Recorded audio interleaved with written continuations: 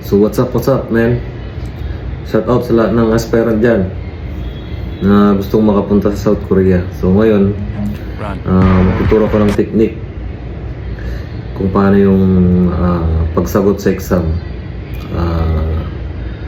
POP Tao Car. POP Tao Car. So tandaan mo yung parang acronym na yan. Yung P stand for person. In Korean, pag person, saram. Ang gagamitin mong counting unit is myong. Tandaan mo, myong. Kasi sa exam, magbibigay sila ng bilang ng tao. Then, ang gagamitin mo dyan is native Korean numbers ang gamit sa pagbibilang kapag tao. So, bibilangin mo yon. Ngayon, ang importante doon, dapat alam mo yung counting unit.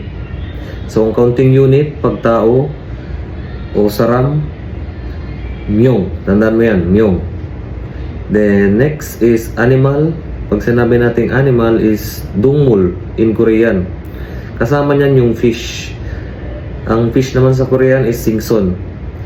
So, ang counting unit niyan is mare. So, para matandaan mo yan, pag yung animal or fish, yung mare mo, animal. So, yun, share lang. So, yun.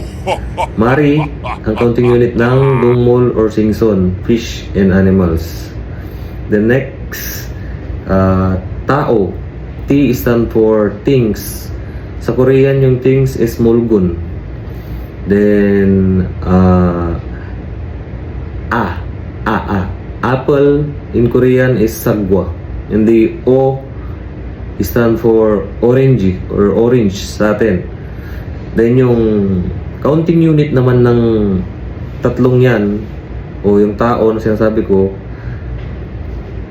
stand for things, apple, orange. Ang counting unit na ginagamit dyan is ge. Tandaan mo, ge. Kasi sa exam, magbibigay sila ng bilang. Kung ilang bilang yung ilalagay doon, dapat alam mo, memorize mo rin yung number na native. Kasi importante yun. Then yung next, for the last, is yung word na car. Pag sinabi natin car, sasakyan, in Korean, cha. Ang ginagamit na counting unit is te. So, minsan sa exam din, magbibigay sila ng magkakadikit. Dikit-dikit yan na sasakyan. So, kailangan mong tignang mabuti. Kasi minsan, yes, alam mo nang bilangin, pero sa kakaapura mo, hindi mo alam may nagdikit pala, so mamamali yung bilang mo.